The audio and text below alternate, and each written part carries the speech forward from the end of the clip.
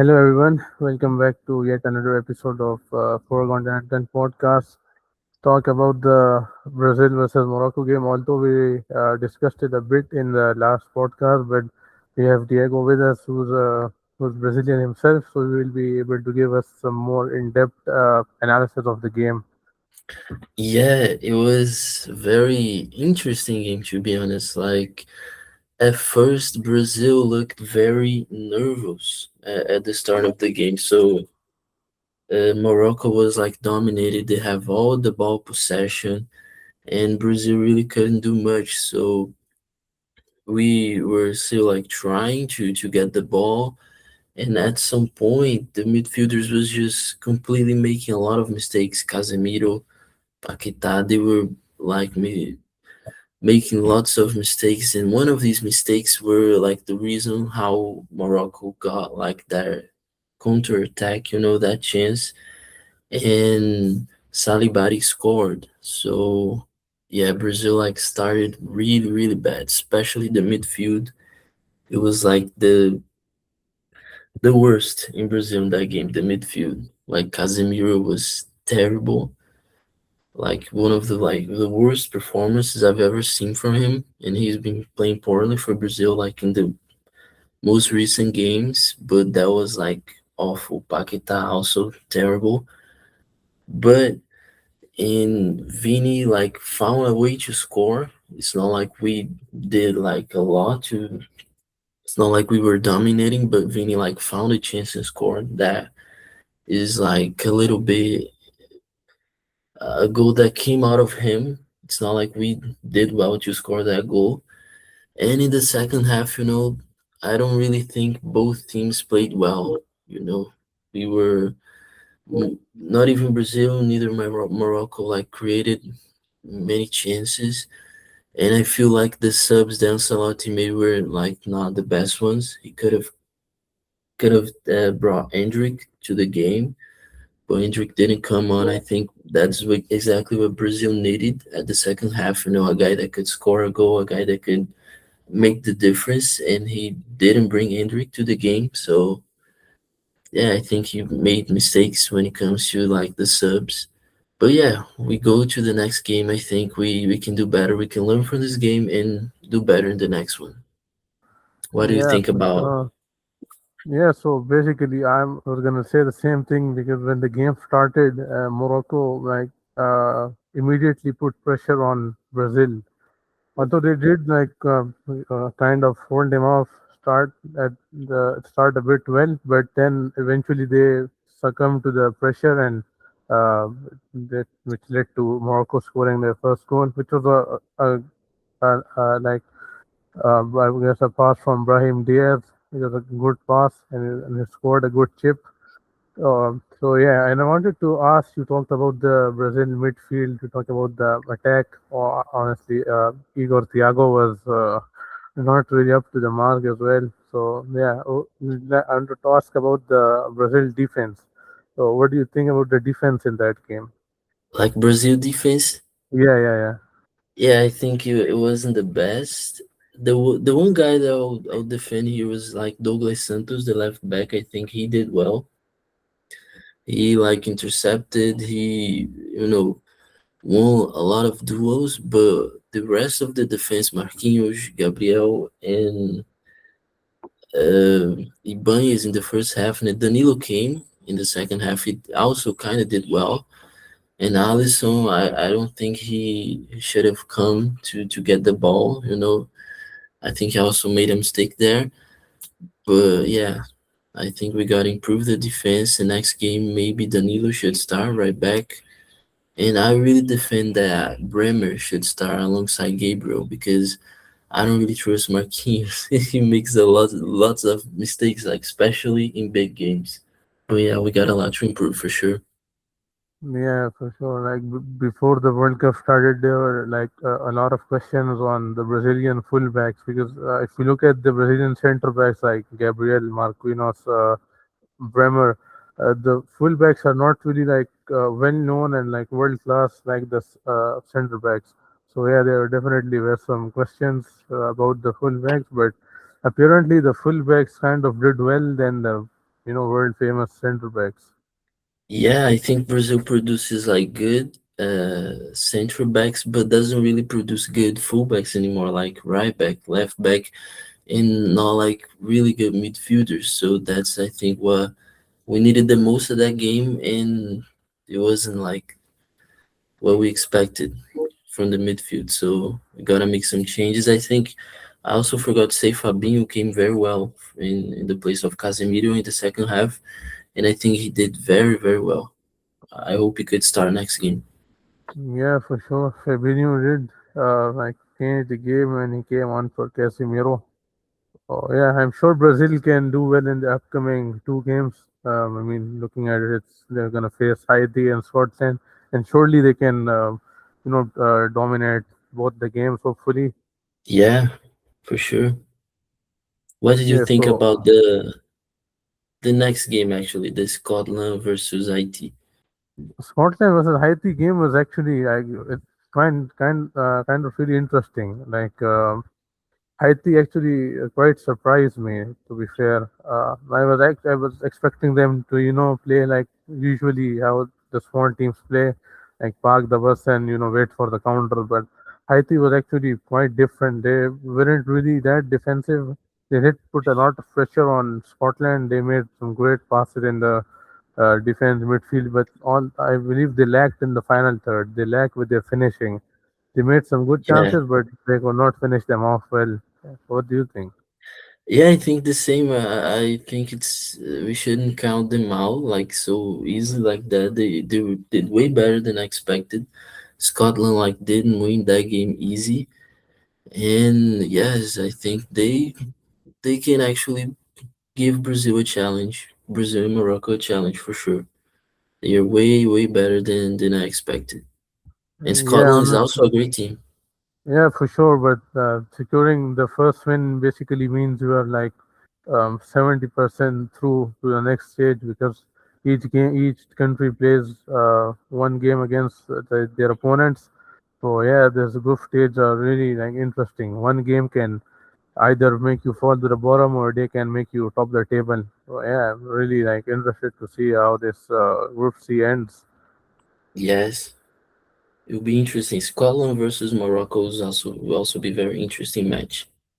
Yeah, so we basically gave a really in-depth analysis about Brazil. However, I would like to mention the Moroccan midfielder. I believe his name is Bouadi. He did quite well against Brazil. Like he had them on their toes the whole time. Yes, he cooked our midfield for real. Great talent, bro. He had like personality, confidence, and he's just 18, right? Yeah, Really he's great talent. really young. Yeah, for sure. And like the way just the match ended, and you could see the social media was filled with rumors of him going to Real Madrid, Liverpool, Arsenal, PSG. Like the rumors were all there as soon as the game ended. Yeah, he surely is getting a big move soon. But great midfielder. Great midfielder for sure. Yeah, so I believe that's it for today. We're gonna fully add this to the podcast when we record with the rest of the guys. It's really a shame that due to the insane time difference, Yeah. you're not like able to join with the rest. So yeah, it's also still good that you gave your analysis and it was really interesting to hear. Yeah, man, it was great. Great to talk with you for sure. Yeah, yeah. So yeah. Hello everyone, welcome back to yet another episode of Foregone Content Podcast. Today we have special guest Leo with us, and other than Leo, we have David and Singh Pak. So yeah, today we talk about the games that were played, some really interesting games. But although we did discuss Australia versus Turkey in our previous episode, but since we have now two Aussies with us, so yeah, it will be interesting to hear their thoughts from the game. So, what do you guys think of the game? Yeah, I thought it was a pretty good performance from Australia, and from a neutral standpoint, um, it must have been pretty boring to see Turkey just attack for most of the game, and Australia's compact defense holding them off basically the whole game. So, David? Yeah, I completely agree. I think as an Australian, it was amazing. But for the neutral, it could have been quite frustrating to see Australia park the bus, literally a double-decker bus with so many players just defending. But I thought it was good though. I thought it was great tactics, the way we used our wingers, our forwards to really try and attack and create things. I thought it was pretty good. What did you think, Singpak? Yeah, obviously I did discuss what I thought in the yesterday episode. I thought that the whole game you guys didn't let like Turkey to have an easy chance to score. I mean, the whole game it was just them struggling to break the defense. So I want to ask you two guys, like, so how do you feel moving forward to the other group games now, like versus USA and Paraguay? I personally think that Australia has a decent chance against the US, but I'm not that confident fully because if we're gonna park the bus for the whole game again, which is probably expected because of the first result being 2-0, I don't know how that's gonna stop Pulisic and Balogun because he had a great game for the US and their attacking power is much stronger, in my opinion, than Turkey's. But Australia's counter attack is much better than USA's defense. So it'll be interesting to see what Popovich draws up, basically. True, but I'm thinking like obviously Paraguay's defense wasn't super great, so I think against your defense, surely USA would kind of struggle a little bit, right? And at the same time, I think that you guys have you like you have said, your counter attack is quite good, so your team's attack would be quite good as well. So wouldn't you be more hopeful for the game? Iran Kunda is probably the best chance at scoring or making something happen. But I wouldn't be surprised if Volpato starts next game because he didn't get any game time in the first game, but he's in a very attacking threat. And Geordie Boss is also a good wing back. So yeah, I can see us making some like a lot of like being more attacking this game than the last game because Turkey was such a favorite coming into the game where of course you would park the bus, but the US we hate them. Um, Paraguay is we'll just go one game at a time at this point. Are you, David? Anything you want to say?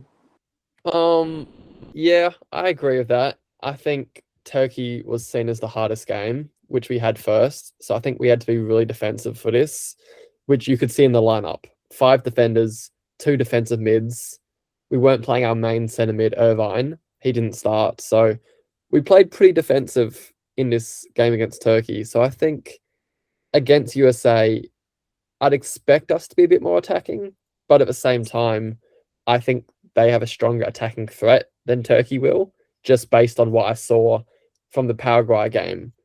So I actually don't really know what will change or how much will change it, but I think our counterattacks are pretty deadly. I think if we use Volpato off the bench, maybe, I think Torre should have a better game. He just had quite a slow game against Turkey, to be honest. I think they were really targeting him, which allowed Iran Kunda to look better, to be more damaging. But I think Torre should be better against USA. I think Geordie Boss will be as well. The USA defense is not that good. So I think Geordie Boss will be able to get up a bit more, be a bit more of a star. I think we'll do well. But I think USA, they scored 4 goals. They're going to score. So I wouldn't be surprised if it's like a 3-2 or 2-1 or something like that, where both teams score, but USA score more just because they're attacking threat. But I think we can score against their defenders. Their defenders are old. Like, I forget the guy's name. I think it might be Ream, but he is 38, is he? 37? Like, he's almost 40. So I think our boys can definitely get past him. and they have Dest playing, even though he's not really a defender, he still kind of is. And like, I don't think their defense is super strong. I mean, Robertson, left back, he's good. But yeah, back us to score. What do you think, Momin? Yeah, as I meant, I believe in the one of the previous episodes, we talked about USA's game against Paraguay, and we saw that in the second half how they were like not quite so strong, like they were shaky against a team like yeah. So with the way we saw Australia playing against Turkey, especially on the counter attack, the Australian attackers will surely pose a threat to USA's defense. And yeah, like being honest, I believe the only one playing at the top league for USA right now is their fullback Robinson. So yeah, it will be a great game to watch, honestly. Yeah, yeah, I think we all agree that it's going to be quite interesting to see the later games in the group, to see like how Australia continues playing. So yeah, let's move on to the games we had Uh, today. Let's start off with Germany yeah, versus Curacao. What do you think about the game, Moment? yeah, I believe there's not quite much to say because, as you know, it was Curaçao's World Cup debut, and although in the first 10 15 minutes the game actually looked really close, and it gave me some kind of hope that Curaçao might be actually they might pull off something, but then the drinks break happened, and then Germany basically started scoring like every 10 minutes. So, but yeah, it was still nice to see Curaçao scoring their first goal, that too against four times World Cup champions. And this was definitely a win for Curaçao and their fans, considering they only have like 160K people in their country. So yeah, it was a massive game for Curaçao. Yeah, I mean, it was a crazy game. Obviously, like you said, starting off, it was kind of close, but then after that, it was just quite comfortable for Germany. But I do think the fact that Curacao scoring one goal itself was quite a big achievement. I mean, yeah, even before this game, we kind of say the gap was too big. So for me, just them scoring one goal is huge. And yeah, one of the few things I've noticed in the games I want to point out is obviously I felt like Words, he was like involved in basically every goal. Like he was just creating chances and everything. And also, I think Musiala had a quite good game as well. I mean, recently he had been like facing a lot of backlash because he wasn't playing as good. But I think this game, it was like the best game for him to like regain his confidence, and he was like just playing quite good. And I've also noticed that Germany were quite good from set pieces as well. What do you all think? Yeah, I would like to mention, the German attack. Sane specifically, although all the attackers got like either got a goal or an assist, but Sane was basically someone who could not really get to score. Like he had a really great chance with through from a through pass, but he basically sent it wide. So this is kind of concerning for Sane because the next two games they face are against like much stronger teams compared to Curaçao, Ecuador, and Ivory Coast.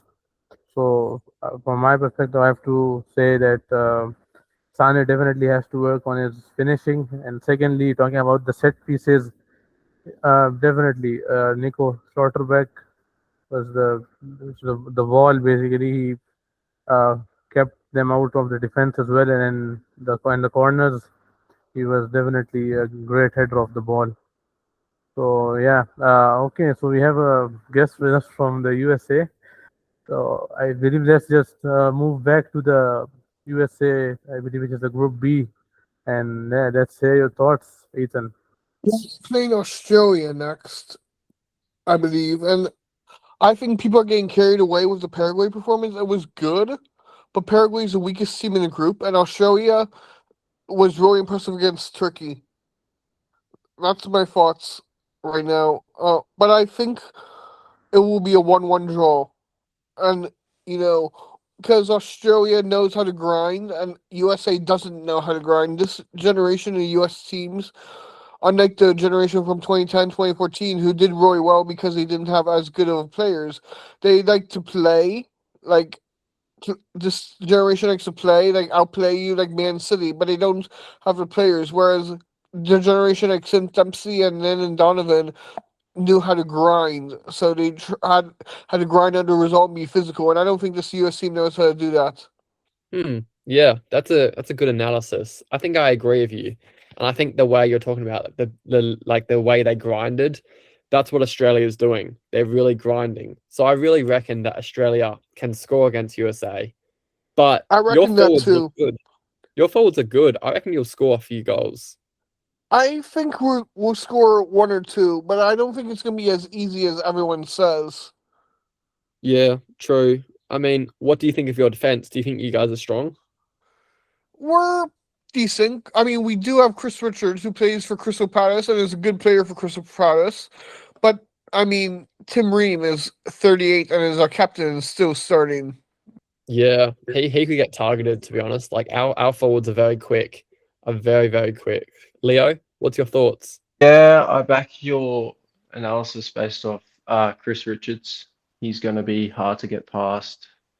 But again, I can see you scoring 1 goal, but from a neutral standpoint, I think the game's going to go 2-1, but I don't know who to because honestly, with Popovich as a coach, you don't know what's going to happen next.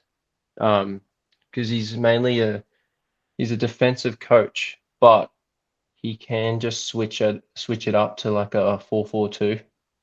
So or like a 4-2-3-1 where he brings in like Irvine and makes it more attacking. Therefore, it's not just Chris Richards going to be getting put under pressure. It's going to be big old Tim Ream, and he's been around. He's been lurking around for the last I don't know how many years, but He started in he 2014. yeah. So he's experienced, that's for sure. But I think Australia's just going to be targeting him basically the whole game, unless like Robinson comes uh, and basically defends behind him. Yeah. And I like Tim Ream, but he played for Bolton and Fulham. And when he played for those teams, especially Fulham, he was never their best player, like best defender. Like you guys have watched the Premier League and you probably watched the Fulham game, and you said, "Oh, you probably never said, oh, Tim Ream, what a player, what a performance." So like he's good, but not great. And I probably, no offense, but I probably wouldn't have started him.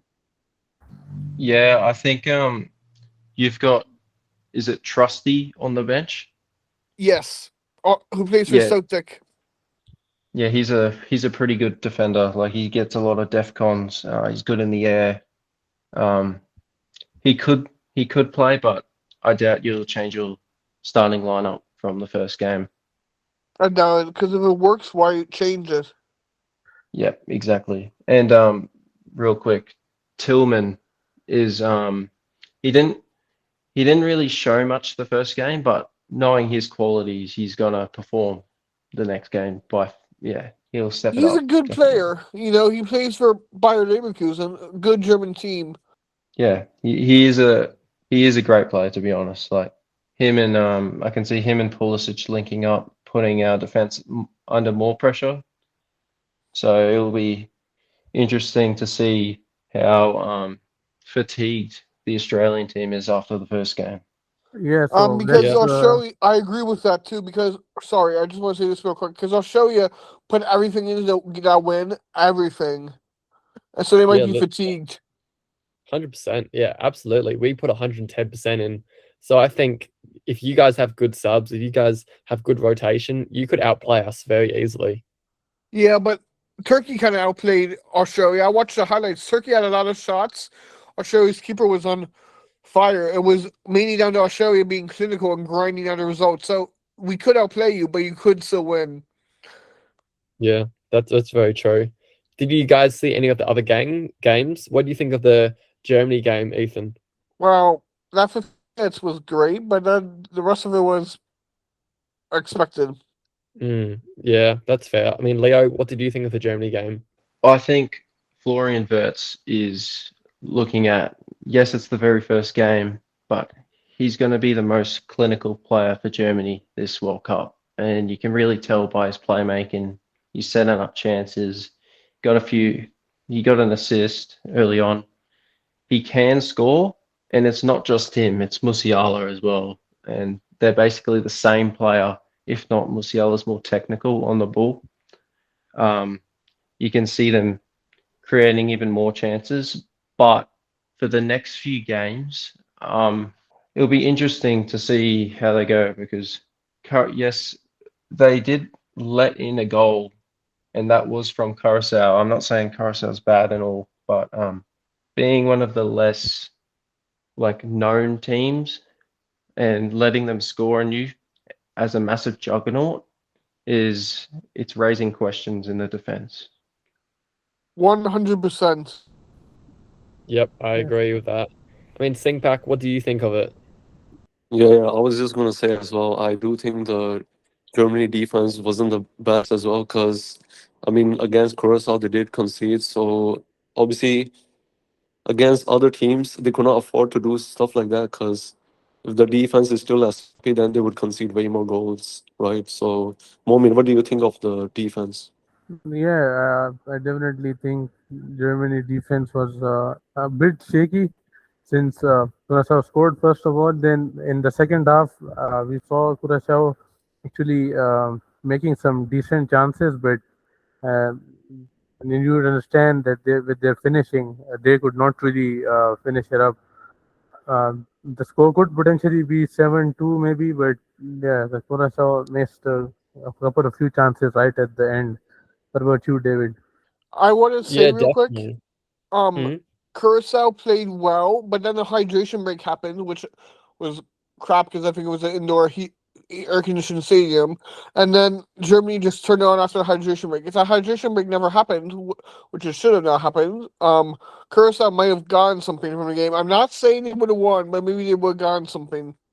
Okay, so yeah, let's move towards the next big game, which is probably the game of the night for me, probably. So, what are your thoughts on the Netherlands versus Japan game? Pretty good. The first half was good. The second half was good. These are two good teams. That's what I'll say. See, this is in my opinion, the best two teams easily in this group. Um, Japan is a team that you should never underestimate ever in World Cups because they've made deep runs before. And today, you did see Japan on top of Netherlands in attack, but Netherlands is also a massive team as well, so their defense will improve over the coming weeks or coming days. So, um, yeah, Japan held up pretty well, and they'll improve definitely over the next few games, I reckon. Yeah, I think this was a crazy game as well. I mean, the first half, I think both teams were kind of similar. I mean, they both had their chances. And then in the second half, I think actually Netherlands kind of had the lead all the way until the substitutions, where I think the substitutions for Netherlands did kind of kill the game off because, bringing on Depay and then like shifting to a more back five system, and then that kind of just led to like Japan having the ball most of the time, which led to the final goal scored by Japan, which led to a draw. But yeah, there's one thing I wanted to point out in the game was that Gravenberg was playing more as an eight a game because in Liverpool he plays as a number six, so it was kind of interesting to see him play in that role. And yeah, obviously he did get 2 assists. So what do you think of this, David? Yeah, definitely. I think I agree with what Leo was saying. Like, both are really big teams that can go really far. I've even heard people say Netherlands can go the whole way. I don't So agree. They don't you have do agree? they have Gakpo up front. They are not going the whole way. They're not? Okay. Leo, what do you think about this? I disagree with that, Ethan, based off the fact that Gakpo has proved in previous tournaments that he can definitely score goals, including in the Euros, which is the, obviously the major European tournament against the best European teams. He got one of the top scorers up there, and in previous tournaments he's showed up for Netherlands, and just because he doesn't rock up for Liverpool does not mean you cannot rock up for your nationality, just like Florian Wirtz in Germany. Maybe, but he did not have the best game yesterday. I Yes, agree. that's Yeah, you got. Yeah, I mean, it's kind of depends, varies from game to game. Okay, so since we have a Turkish guest with us, so let's just once again head back to the Australia versus Turkey game and get a few minutes of his analysis of how he thinks Turkey did, and then we'll move back to Netherlands versus Japan. yeah. Let's hear it, Osman. Yes. What do you want to know? Just your So, how do you opinions on the think? game? Yeah, just your opinion on the game. Honestly, it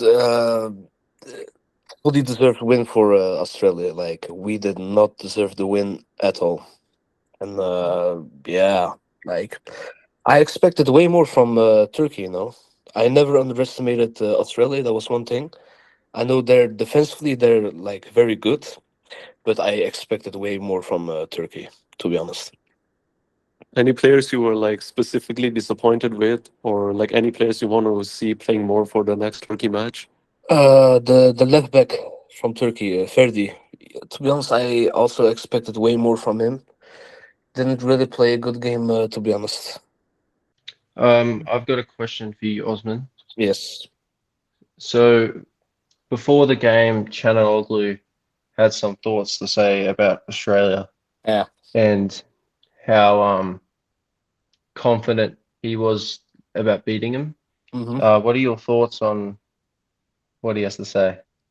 I mean, kind of also looked like he didn't take Australia too seriously. Like David is laughing, of course. Yeah, I mean, he has every right to laugh. Like Turkey did not show up.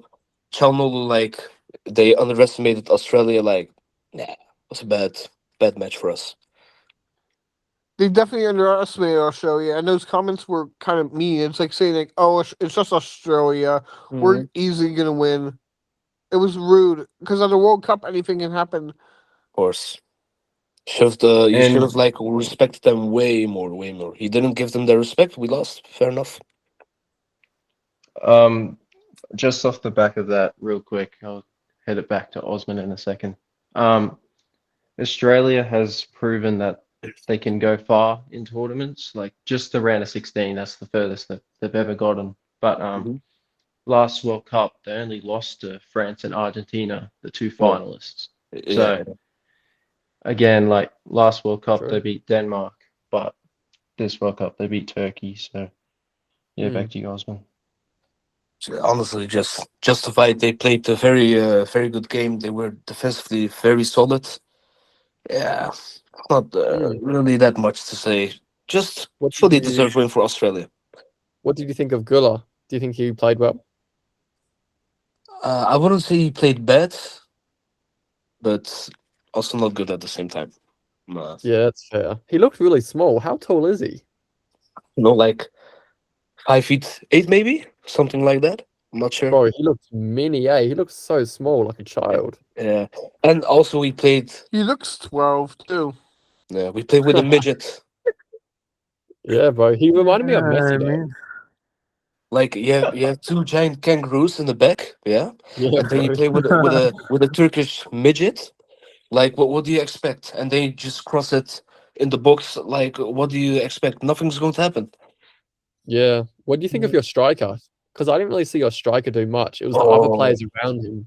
he annoys me so much, so much. Honestly, What was no. that? Because he's not a complete striker. He can do nothing. His finishing is bad. Like can't even play normal with the ball. Bad with possession. I think he's a very bad player. Oh, fair. Uh, Ethan, do you have something to say? Yeah, David, did you see the thing that said that every time Turkey has lost to a team in the World Cup because they've only been in a few, that team has gone on to win a tournament because that happened in 1954 Damn. against West Germany and it happened in 2002 against Brazil. So Australia might go far Oh, if that's a damn. stats go. Hey, I'm all here for it. I want that. I'll take that happily, actually. What do you think, Leo? I have confidence in the team, but not that much confidence. Crazy. But Osman, what do you think of Turkey's next game? What are you thinking? Oh, we have to win that. Like, if we don't, it's gone. World Cup is done for us, 100%.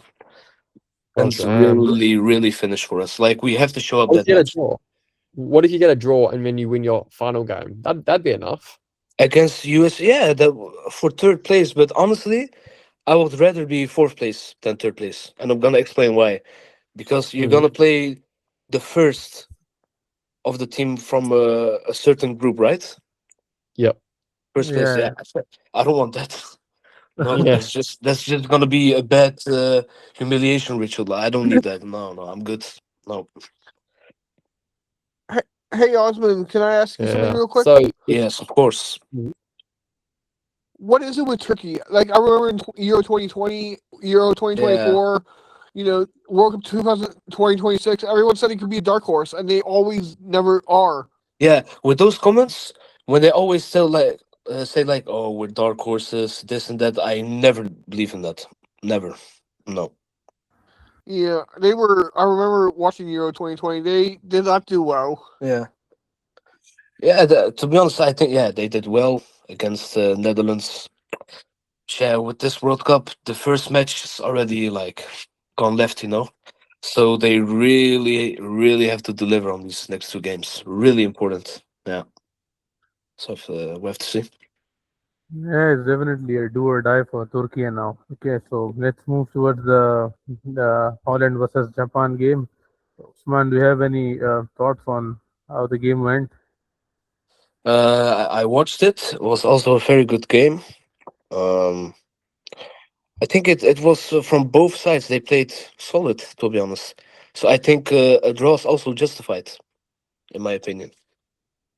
Yeah, for sure. Both teams are like often really underestimated, but in official tournaments they end up doing actually do well. So yeah, it was definitely a great game to watch.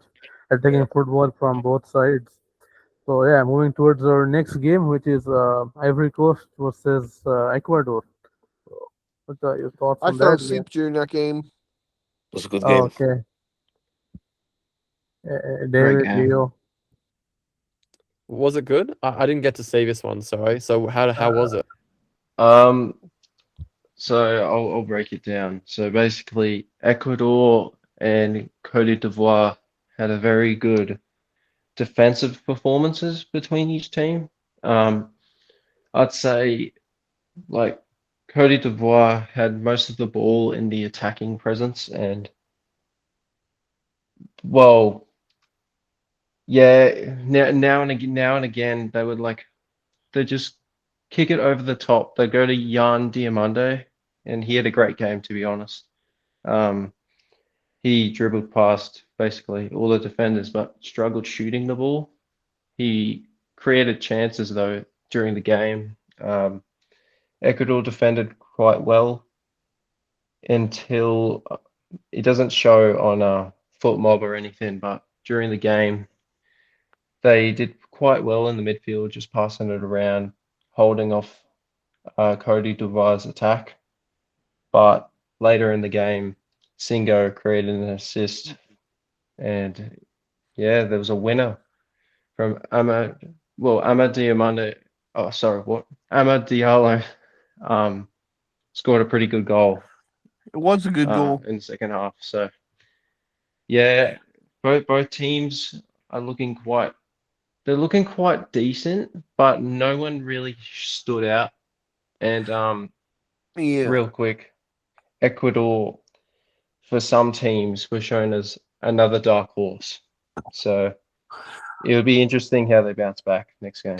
It does make sense what you said about the defense because Ecuador conceded 5 goals in 18 matches in qualifying, and Cote d'Ivoire conceded no goals in 9 matches in qualifying. So it's a good defensive battle. Yeah, for sure. The game was like really tight. To be honest, both the sides defended really well. Uh, Ecuador had quite a few chances which they could not really convert in the first half. But yeah, Jan Diomande and Wilfred Singo for Ivory Coast were definitely the standout players. They played really well. And yeah, what about you, Singpak? Yeah, I mean, like we all said, remember before for our predictions, we kind of said that how Ecuador lack of quality attack was kind of gonna cost them, and I feel like that's what basically happened because in the first chance, I believe they actually had a lot of chances. I mean, if I recall, they even had They like hit the two post shots, three which times. yeah, they hit the post. Yeah, that's what I said. They hit the post many times. So yeah, so they did kind of get unlucky in the sense. And also that, I mean, obviously everyone is kind of saying like Diomande kind of, cooked Hincape. But in my opinion, I think Hincape actually did kind of good in first half as well because he was like, obviously at the left back, he was doing his thing. And then he was also going like very attacking as well. Like he was basically playing as attacking mid as well. So I don't think he completely had a bad game in my opinion. So yeah, what do you think, Osman? The Ecuador match. Yeah, that one. Yeah, yeah. Honestly, from both sides, they were playing very well. They both had a lot of chances. I thought it was a very good game. It was going up and down, and then I saw Singo with that assist. That made me so happy because he plays for Gala.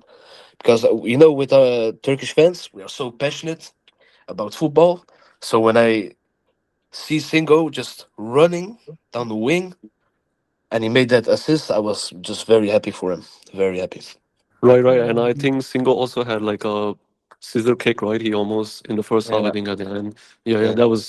that was quite crazy as well. So that yeah, that was he really doesn't care. He will do things like that. Like that's what makes him like just a great footballer. He doesn't care. He just goes for it. Osman, do Right, you right. think he'll be at a bigger club after this World Cup?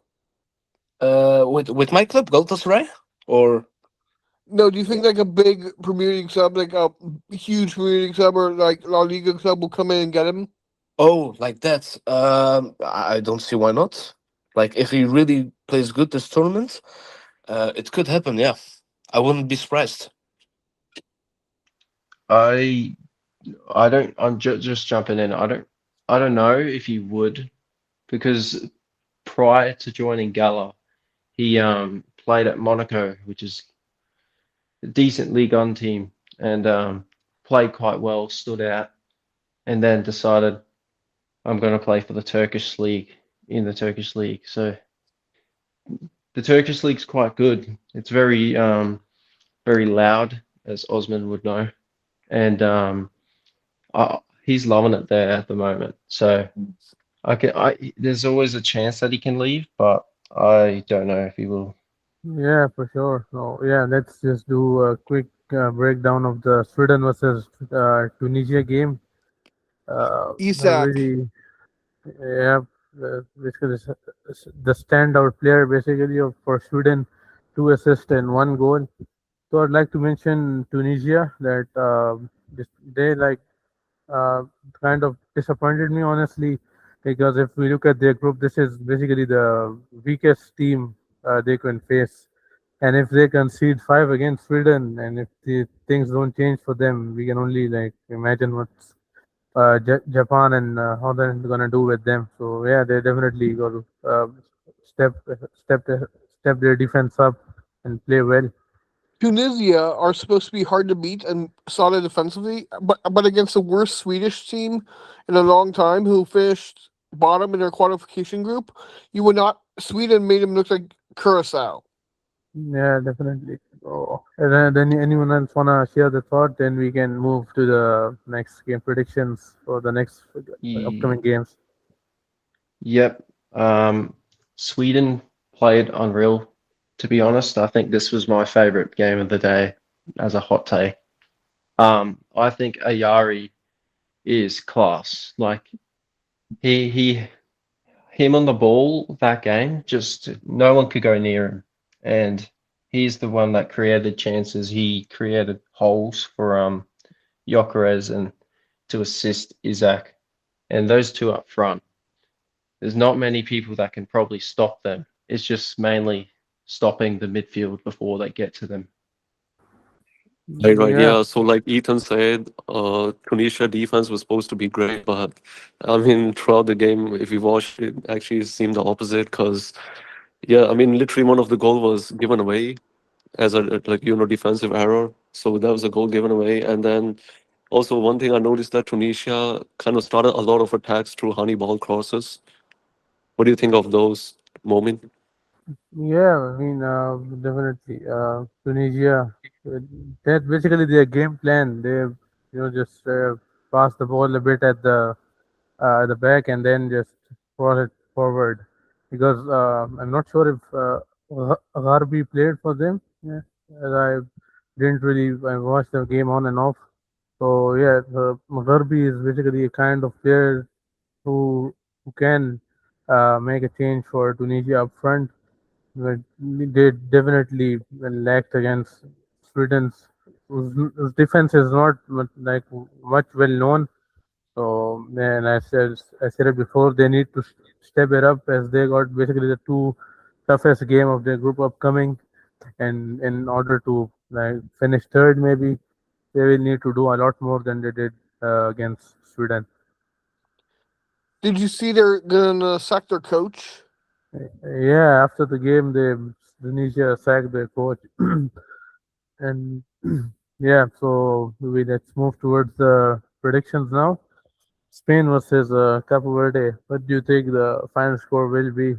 Um, Cabo Verde or Cabo Verde is they're not actually the worst defensive team, even though as made like they're versing Spain, huge juggernauts. Lamine Yamal might expose their defense, obviously, but Is he starting? I thought he was injured. well, he might be injured. I'm not sure anymore. Um, all I know is Yazabel will probably be starting at striker and instead of Marino, but that can obviously change just before the game. But Oyazabal has been pretty good in recent times, but um, genuinely, I don't think it's going to be a blowout.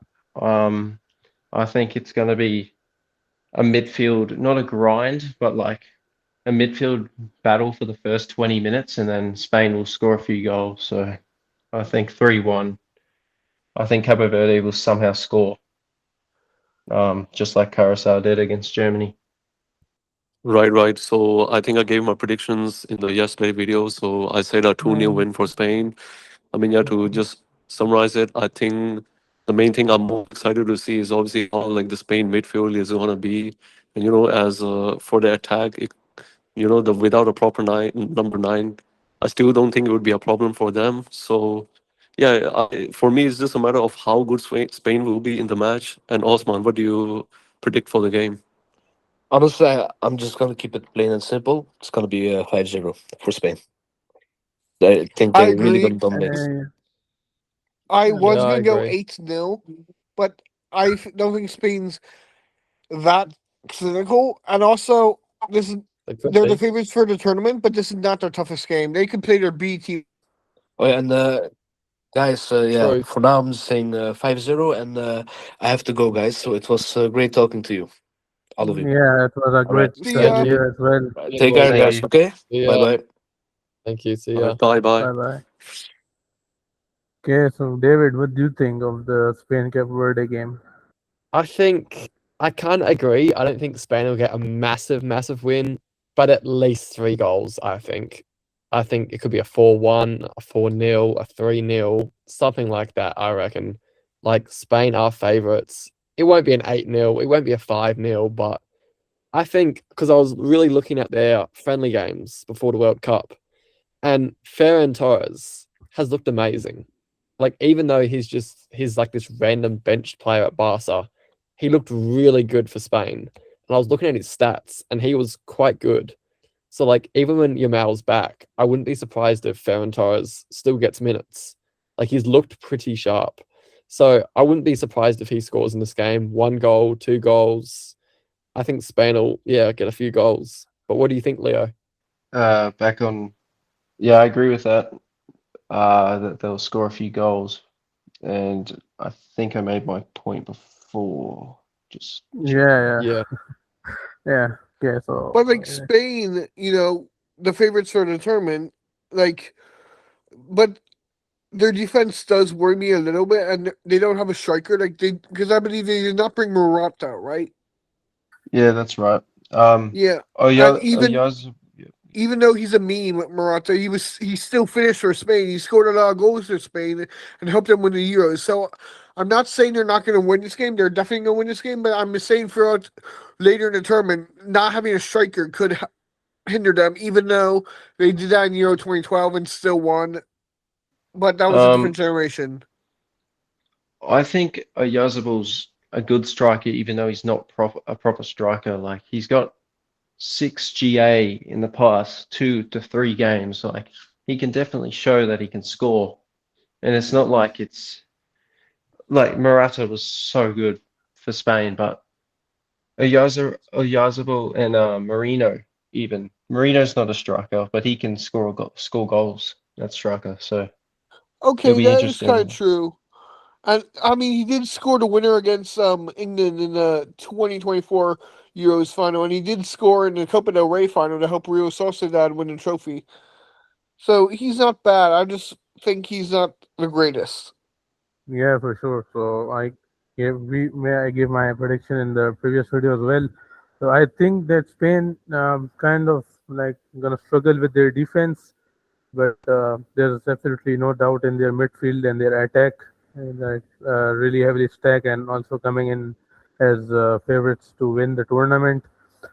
I'm also not gonna go towards a crazy scoreline for Spain because I think they're gonna focus more on trying to keep the possession rather than like scoring like a shit ton of goals. So I think like it's gonna be like 3-1 as well for Spain. So that moving towards Belgium and Egypt. What are your predictions for this game? Both teams have a lot to prove this tournament. Belgium being like out of their golden generation that basically crumbled in tournaments over the past years. I think they have some decent talent. De Catalare is in amazing form right now, and I think he's going to be the striker over Lukaku. He's scoring a lot of goals. Doku on the left, and then their problem is the defense, just like every other team, because Marmoush is on the other team. So Marmoush and Salah. So yeah, want to hear your thoughts. Belgium, yes, they're not in their golden generation, but a lot of people are predicting them to go very far just because they have an easy group, and if they win their group, which they're likely to do, I saw they would have an easy path to like the quarter or semifinals, like a very easy path. So they might go far. I personally like. I'm going 2-2 though. I know that's cheeky, but I think Egypt might get something from this game because I don't trust that Belgium defense. Yeah, I see that. I will say my score. I think it's going to be an upset. Yeah, I think it's going to be 2-1 Egypt. I can just see like a counter attack from Egypt the whole game. It'll be like a bit of an Australia situation. They'll try and park the bus or defense, not just park the bus, just straight defense, because Belgium is a very attacking team, but they do struggle with a counter attack. Yeah, so David and Think Park, yeah, let's continue. Yeah, so my prediction was actually same as Leo. I was predicting a 2-1 win for Belgium. So I do think because of the fact that everyone kind of says Belgium is washed now, I do think the expectation on them isn't that high. But I still do think back them to win. So like Leo said, the Cutlery. So yeah, ever since he left Milan, I think he has been back on good form as well. And I think like other attackers like Doku. So it'll be kind of interesting to see like how these two will kind of shape the Belgium style of play. And also noticing the Egypt the qualifiers, they weren't like playing like quite well in the qualifiers as well. So I do think Belgium do have an edge over here. What do you think, David? Wait, Ethan, do you have something to say? Yes, I want to say something real quick about Doku. As a Liverpool fan, he kind of reminds me of Rio because whenever he gets the ball, he wants to take people on and he wants to cut inside and shoot, and he's very good at that and very fast. So I really like Doku, and I think this could be his tournament, like where he already is on Man City. But I think if he's consistent in this tournament, he'll start more for Man City. Yeah. No, I hear it. I think he's a very, very good player. His potential is through the roof. Even though he's kind of old, what is he? He's 24. 24. Okay. I thought he was older, to be fair. That's not too bad. But yeah, I think he's a very good player. I think Egypt could cause an upset. I think they could. I mean, African teams, they have potential for it. I know Salah has been on not the greatest form, but they're Mamouche up top. I think a 2-1. I think I'm going to say 2-1. But How did Marmouche do for City this season? I didn't really watch. Did he do well at all? In the games he played, he was alright, but he was more of he did play Cam a lot this season. But for Egypt, he's been unreal. So, yeah. Okay, so Belgium versus Egypt. I'm also gonna move towards an upset here. I'm gonna predict Egypt 2-1. I've seen everyone here mentioning Di Cartelare, Doku. There are also players like Salis Maker, and then obviously we can't forget about Kevin De Bruyne. Although he has left the Prem, but he's still, I believe, doing a good job for Napoli. So he definitely he's not to be underestimated. He will try to deliver as much as possible for Belgium. But I just think Mo Salah steps up for his nation in this game, and yeah, him and Marmoush combine to finish it up and take the win. Honestly, so with that, let's move toward the second last game, which is Saudi Arabia versus Uruguay. I might be crazy, but I went 1-1 because I don't trust Uruguay. I saw them lose 5-1 or 5-0 to USA, and they had a good team out.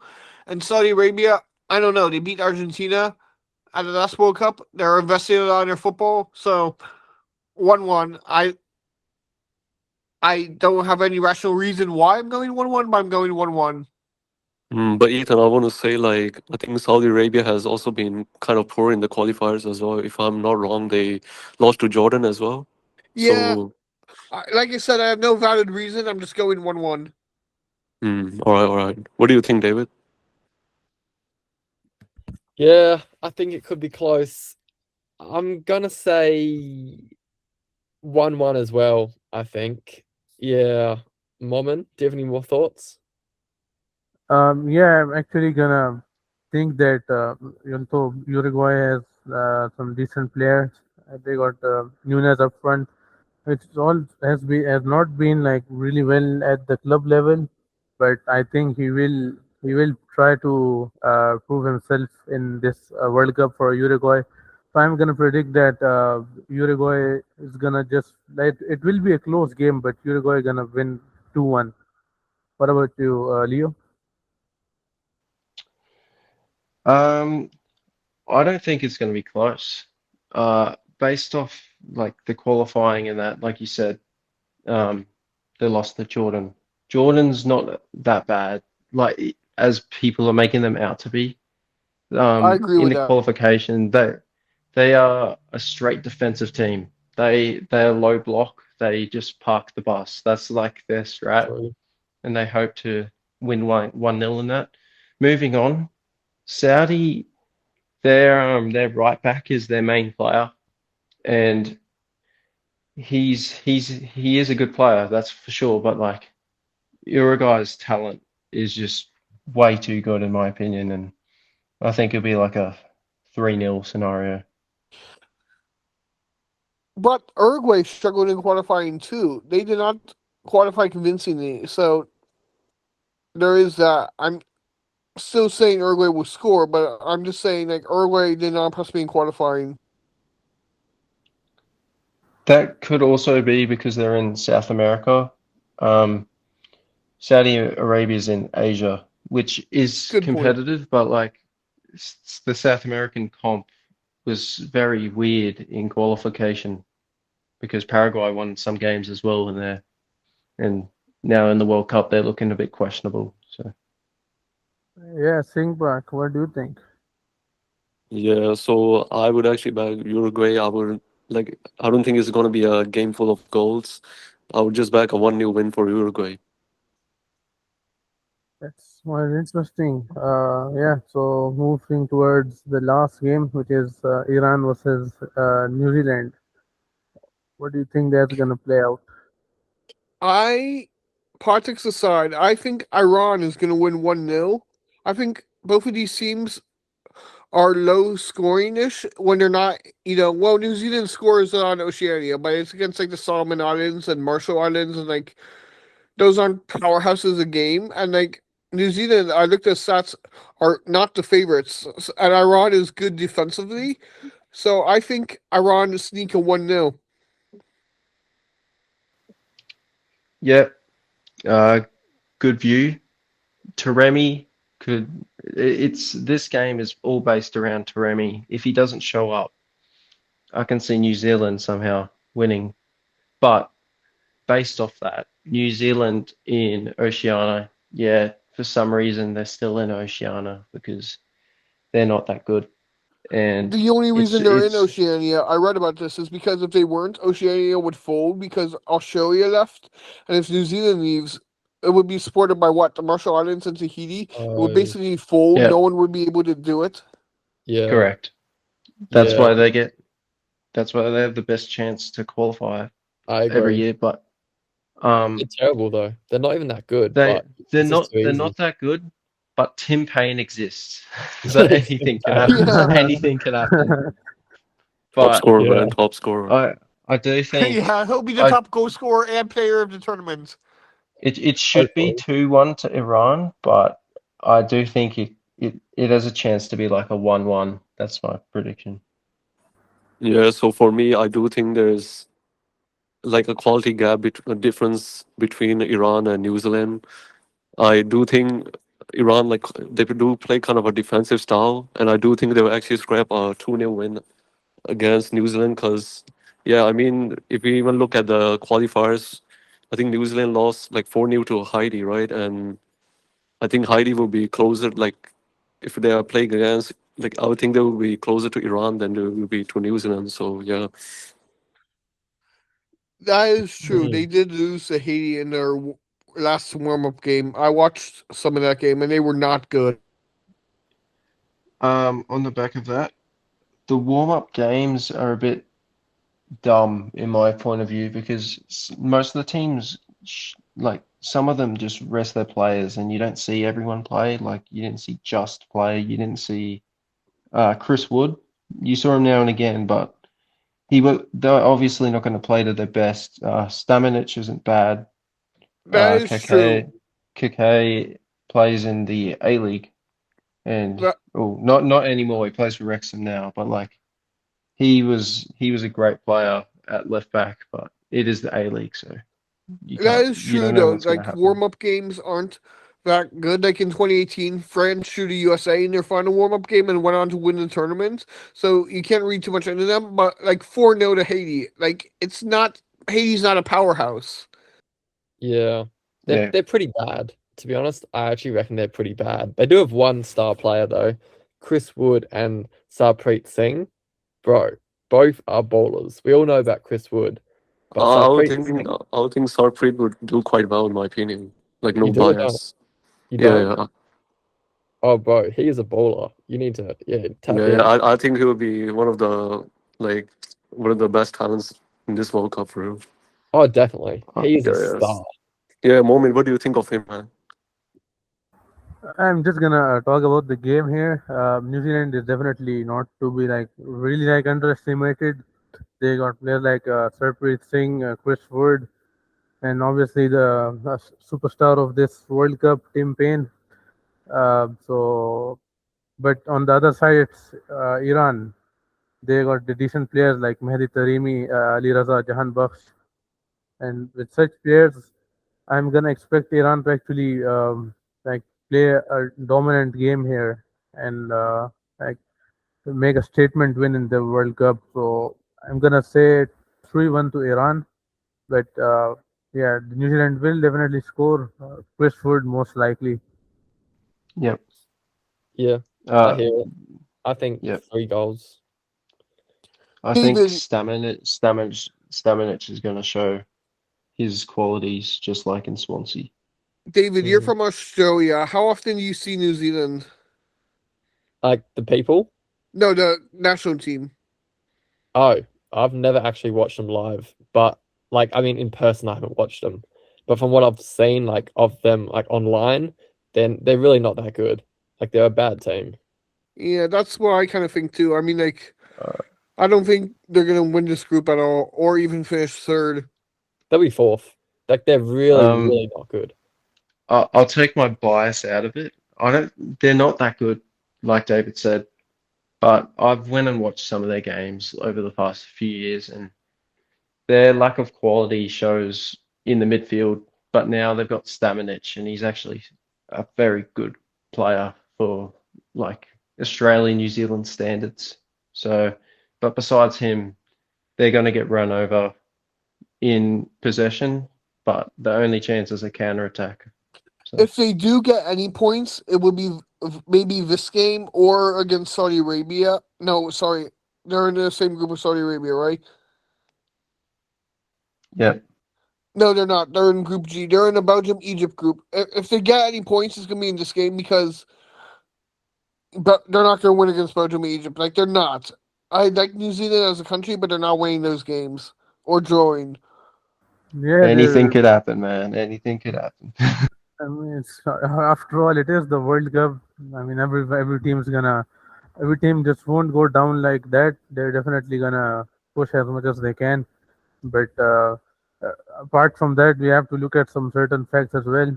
And as like so far, expectations should be kept low from New Zealand. They were the only unbeaten team in 2010, so there's that. But that was 16 years ago. Yeah.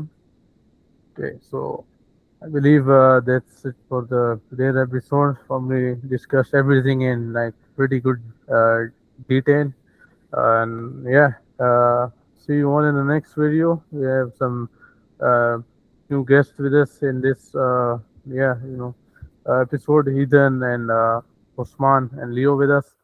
Yeah, do you have anything to say, Ethan? No, I meant to do the buy emoji, but I didn't raise hand by accident. Oh, See ya, boys. See Thank ya. you okay. So guys see you for everyone. letting Yeah, me on. Thank That you. was See good. ya. Thank you. See ya. yeah. Bye. See you Zaijian. everyone. Thank Zaijian. you.